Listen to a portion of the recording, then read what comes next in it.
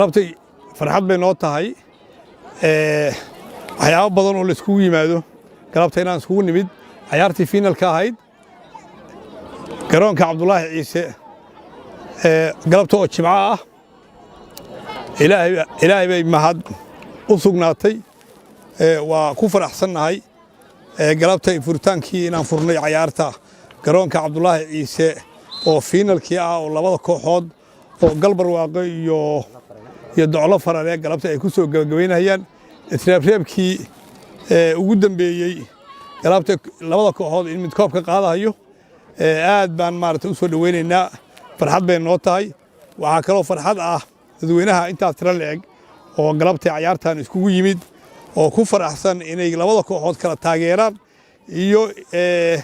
dadka jecel isboortiga oo ayaguna halkaan yimid waxayna muujinaysaa wanaagga iyo deegaanka iyo isbeddelka ka dhacay gobolka waxay muujinaysaa nabadda iyo horumarka laga sameeyay runtii waxa ah maskax jir caafimaad qaba waa maskax caafimaad qabta waxaan qabaa isboortigu waxyaabaha muhiimka ah oo runtii lagu dhaqo dhibaatooyinka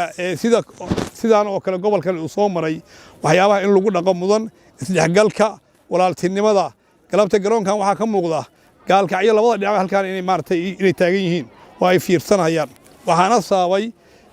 isboortiga sababay ciyaaraha sababay aad baan u dhiirigelinaynaa waxaan rabnaa arrintaas in hore loo sii wado sidaas oo kale waxaan aad ugu mahad celinayaa garoonkan oo taariikhdiisa ogahay iyo dadaalkii laga soo maray oo dhalinyaradu ka soo mareen iyo maanta heerka uu soo gaaray oo halkaan inuu maantay asagoo garoon lagu ciyaari karo ah dhib badan ka bacdi aan hubno in dadka qaarna in dadba kaga dhintay dhalinyarada kuwana kaga dhaawacmeen haddana waxaan maaragtay loo dadaalin laguma dheefsado halkaan buu soo gaaray dhalinyaradii shaqada soo qabatay iyo dhalinyaradii garoonkan ka soo shaqaysay ayagana waa u mahad celinaynaa aad baan u soo dhaweynaynaa mar kale iyo mar kale waxaan galabta leenahay ciyaartan iyo nidaamkan iyo dadaalkan isboortiga inuu guul ka dhamaado aad baan ugu faraxsannahay heerkan iyo dadaalkan muuqaalkan iyo sida wax yihiin aad baa u mahadsantihiin wassalaamu calaykum